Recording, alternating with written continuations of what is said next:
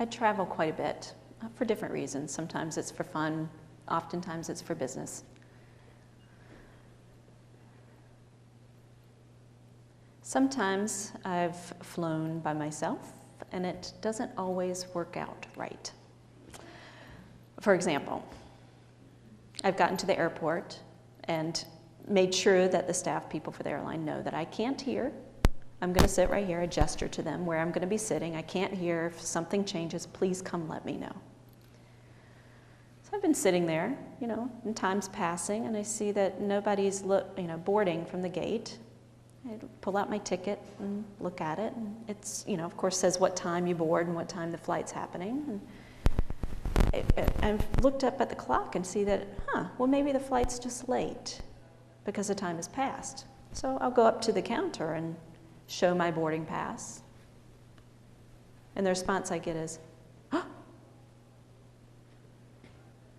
and then I look out the window and there's my plane taking off. And usually with chagrin, I get a huge apology. And I just, I could just get angry, but what good would that do, really? But this has happened not once, not twice, more than that.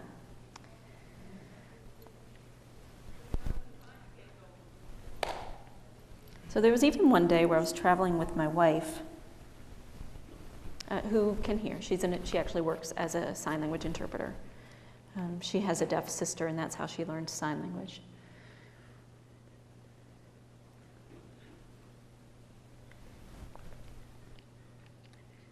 Whenever I make a plane reservation, I always do my legwork ahead of time. I let them know that I'm deaf and blind, even if I'm traveling with my wife. I will let them know, just because it's always helpful. I want them to know that I'm deaf and blind, and so I may have different needs than other passengers. So she and I were traveling once, and we're sitting there waiting.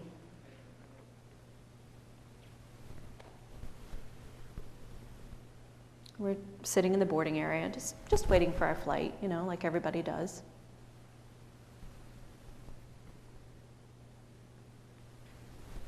And Joan tells me that while we're sitting there, that the PA system is right that minute paging me, Renee Pellerin. I think they were saying, Renee Pellerin, please come to the desk. I think, what? I'm deaf. What part of deaf do they not understand?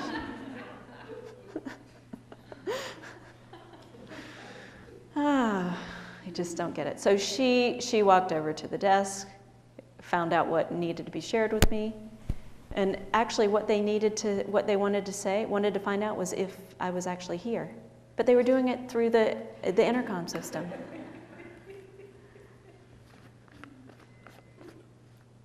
So I think that the airlines need some training. Or maybe instead I could write a book. I've already got the title. I think it would be called Deaf for Dummies. They have all those for dummies books, computers for dummies, and all those. I think there should be one Deaf for Dummies. And I think, okay, these are the kinds of things I'd put in the book. I would say, number 1, deaf means you can't hear. That would be number 1 for sure. If a person says that they're deaf, that means they don't hear anything you're saying to them. Let's see, what else would it say? The second thing would be, if you talk into a microphone, into a PA system or intercom system, they will not hear it. Let's see, the third thing it might say is that even if you turn it all the way up, you crank it up as loud as it goes, they still won't hear it. And the fourth thing, even though I wear hearing aids in these big ears, and they are worth $4,000, they're my $4,000 jewelry. Thank you very much. Thank you very much. Lovely, right?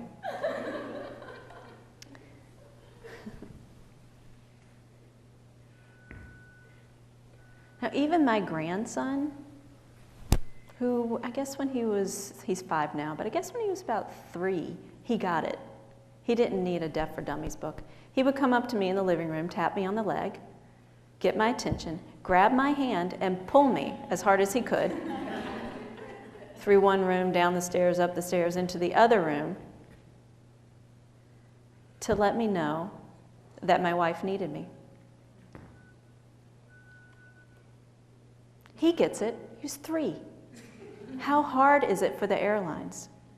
He's smarter than they are by far.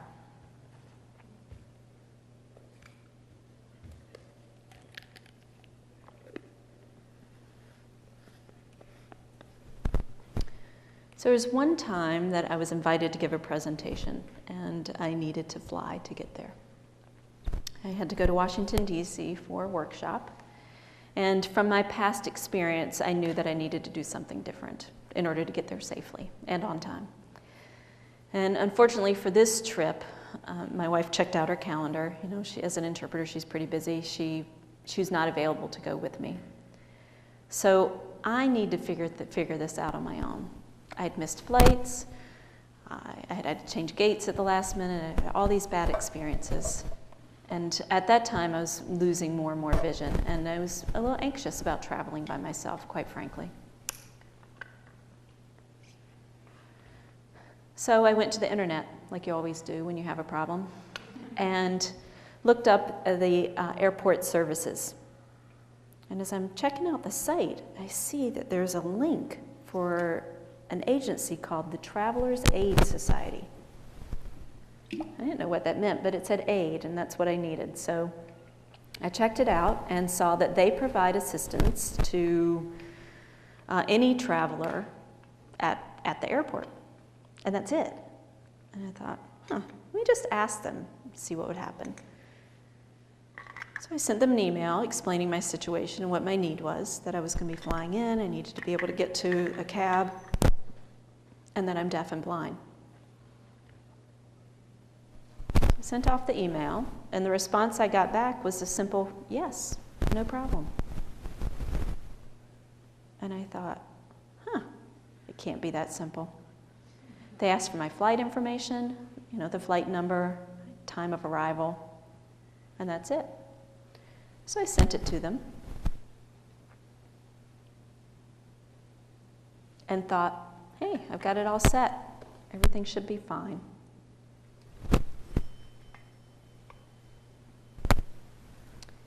So in order to get from Vermont to DC, I had to take a early morning flight, 5:30, early. So I don't drive, so I do have a driver who actually works with me whenever I need them to drive. And so the driver was going to come pick me up at very early in the morning. And I'm standing out in the driveway with one lid open, not really the other lid, you know, barely awake. I had to grab some toothpicks actually before I left the house to make sure that I could at least prop one eye open. So I get to the airport, get dropped off. And the airport's half an hour north of me.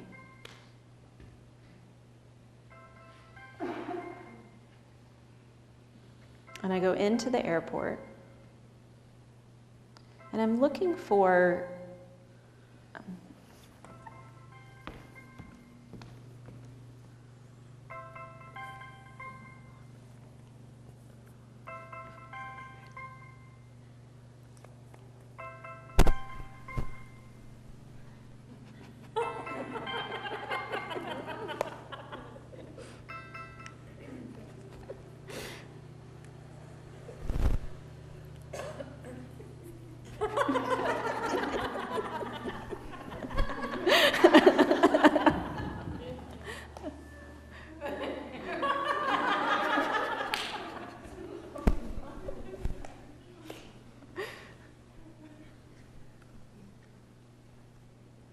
I can't live without an interpreter, that's for sure.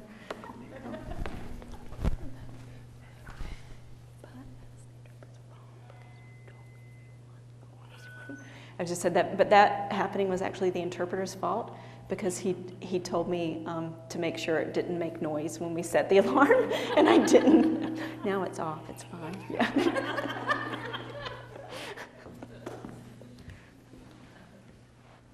Okay, where was I? Okay, so I get into the airport, and as I said, it's really early in the morning. Those toothpicks are helping me out. And I'm looking for my gate for the airline that I was using. I can hear and feel somebody talking behind me, and I turn around and I look, and there's a police officer saying, "Can I help you?" And I gestured, I can't hear, showed him my itinerary, and he guided me straight to the desk that I needed for my airline.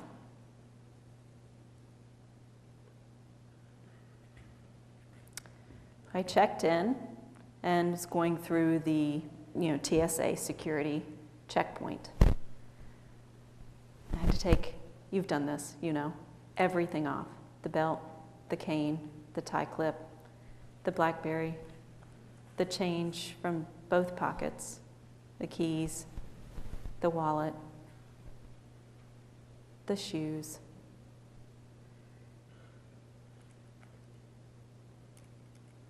The belt, the hat. I'm thinking, what else is left? And I get guided through the metal detector. And the staff person tells the person on the other side, this gentleman is deaf and blind. And the guy on the other side puts on, I guess they were latex, I don't know, white rubber gloves.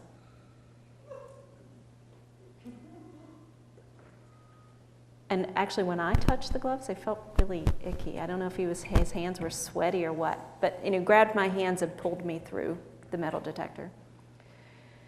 And I moved to the side, and they told me to wait right there. My pants were falling down without my belt. Which is a little embarrassing, but. And I got redressed. Everything back in my pockets.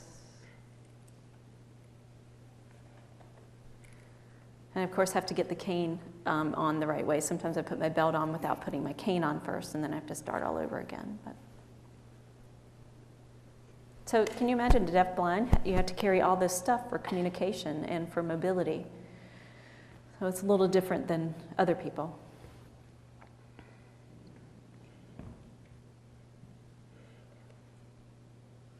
I went to the gate and showed them my boarding pass. And they gestured to me where to sit. And I'm thinking, no way, I've done that before. I'm not moving. I'm standing right here. And I will not move. I will not miss this flight. And the lady just stares at me like, you're crazy, guy. Like, oh no, I'm not moving. So finally we board the plane, and I get in my seat. I think, all right, I'm home free now. I'm sitting right, my seat is at the window, but it's in the bulkhead seat at the very front of the plane. And I get to look at the wall, which isn't very exciting, but actually it's pretty boring. So I look out the window. And it was beautiful because the sun was rising. There are clouds. It's a little bit foggy. And once we get above the clouds, it's bright, bright sun.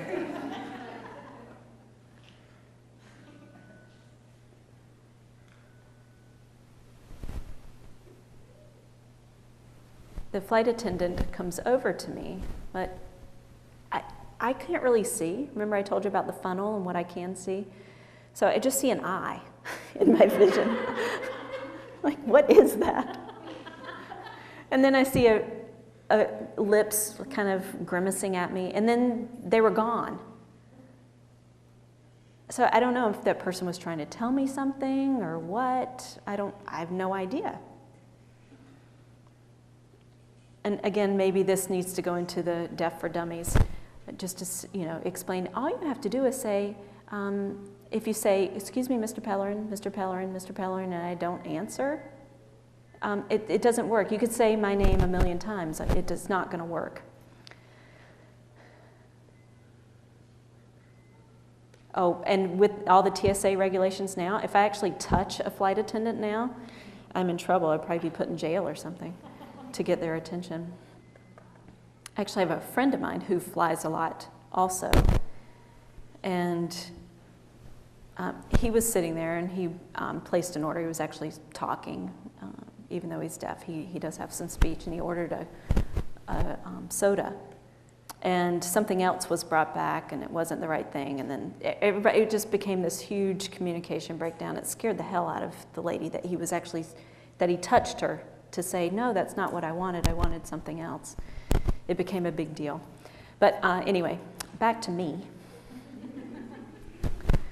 So I look down, and I see that there are several cups in front of me. One of them has Diet Coke in it. The other one has orange juice. The third has ginger ale. And the last one's water. Oh, and then there's one more.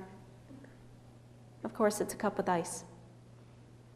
So, and then I look, and also on my tray are chips,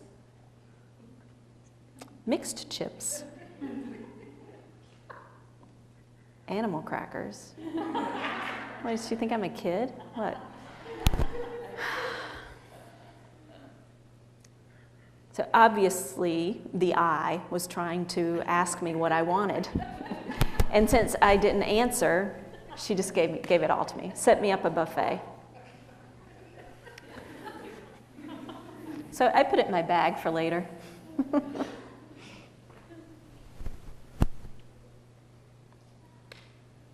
So my direct flight landed in DC, and I was the last to get off, even though I was in the front seat. Because I needed a guide, I had to wait until the plane completely, everyone had gotten off. And I was again led outside.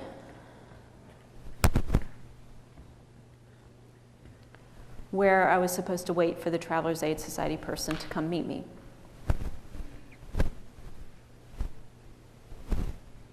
As I'm standing there, I see this old lady with a wheelchair. And the wheelchair has this pole on it with a sign that says Travelers Aid Society. And she wheels it over to me, pulls out a piece of paper with my name on it, and it actually says, "Are you Renee?" And I nod, "Yep, that's me." So she gestures for me to sit in the wheelchair. I'm like, oh man, another point for the Deaf for Dummies. I say, oh, no, I've been sitting enough. I gesture to her, I've been sitting enough, I'll walk.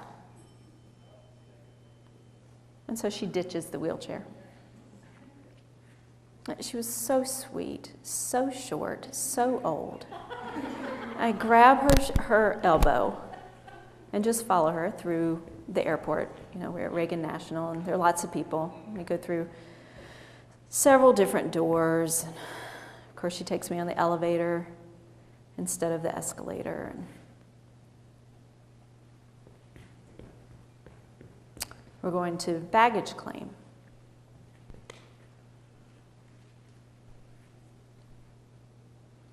And when we get there, the woman gestures to me for my baggage claim ticket. So I pull it out and hand it to her.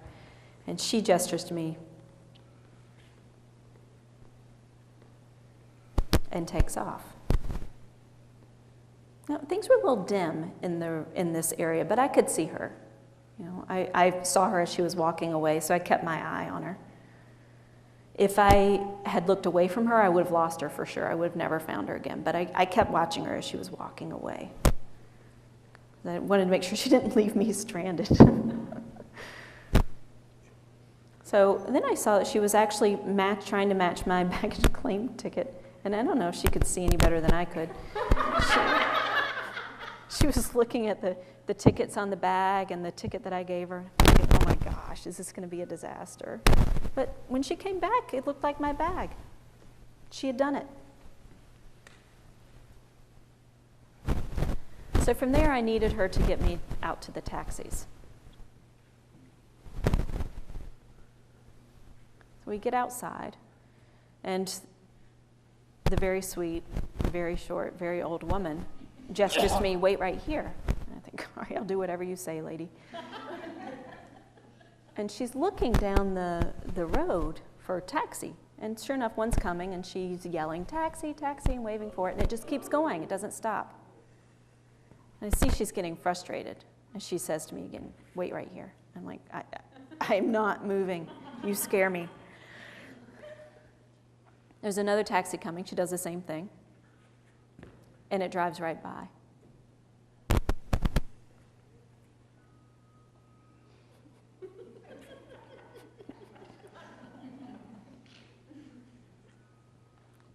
And for the third time, she sees a taxi coming. You know what she does? She steps right out in the middle of the road.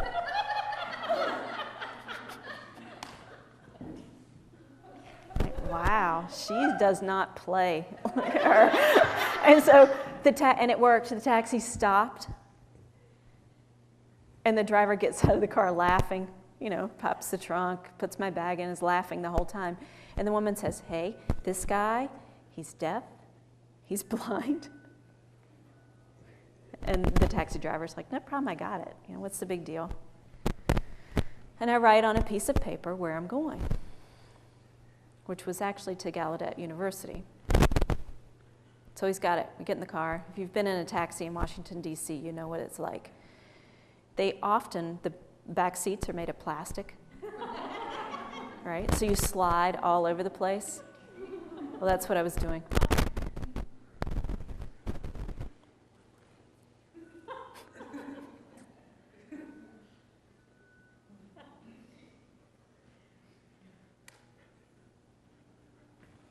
If you've been to Gallaudet University, you know that there's a security guard at the front of it, and so you have to tell them where you're going. So the cab driver does it for me. I got this deaf-blind guy, he's going on campus. And I wasn't asked my name, I wasn't asked why I'm there, which was interesting I'm not sure how secure that is, but I get onto campus. And at Gallaudet, which is the only liberal arts four-year university in the world, it's right there in Washington, D.C., not Northeast D.C. And on campus, a fairly new hotel has been built, a conference center, and that's actually where I was staying. I paid the cab driver, thanked him, and he took off. I got there and I couldn't find the door. The building is so oddly shaped, I wasn't sure where you go in. But once I finally found it, I went in, and again, I had to get my eyes to adjust because outside it was bright and inside it's not so bright. So very, very, very, very slowly, when I got my sight back, I found the registration desk.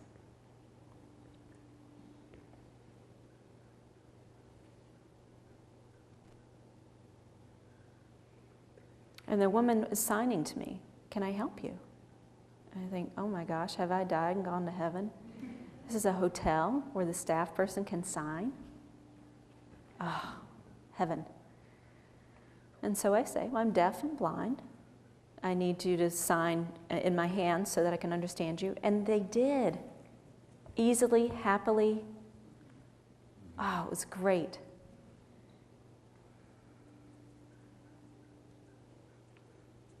I was able to give my name, my credit card number, sign it. She even pointed me in the right place for where I needed to sign. It was easy.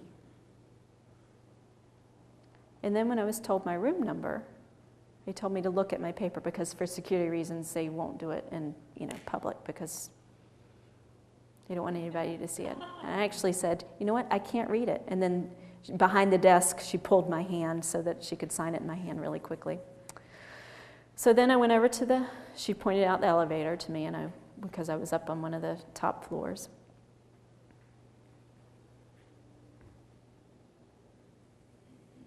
Of course, I'm standing there right in front of one elevator, but the other one opens and closes, and I don't hear it, so I didn't know.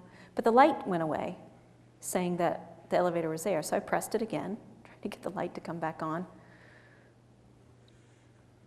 And I'm looking the other way, and the one to my right opens, and it closes before I could get there. So I press the up button again. And I stand between the two with my hand on it so I can feel which one's going to open. So I get in, press my floor.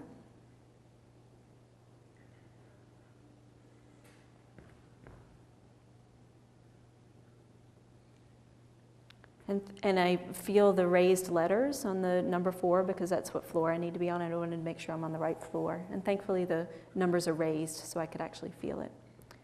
So I get in to freshen up. It's still early in the morning and I'm there before the conference actually starts. But it's starting pretty soon, so I need to hurry up. And so as I'm trying to leave the hotel room, there's a light flashing. I can't figure out what it is, but then I look over and the telephone is ringing. And in the room is a TTY, which is great. Again, I said I thought I'd died, gone to heaven. And so I type out, hello, GA, meaning go ahead, time for the next person to reply back. And the reply back is, well, how is everything in your room, Mr. Pellerin? And I say, oh, wow, everything's fine, thank you.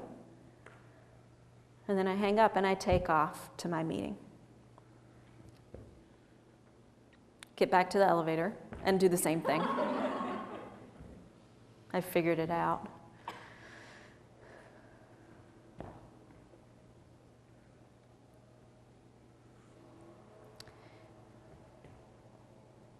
I see people signing. Again, this is a conference center that's pretty accessible for everybody. And so then I find out there are other people that are there who are going to the same conference as me. So I get led to the right place. And I'm there for the meetings all day. And we all get together for dinner.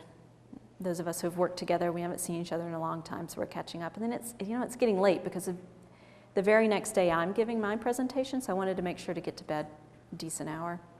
So I get back to the elevator, do the same thing.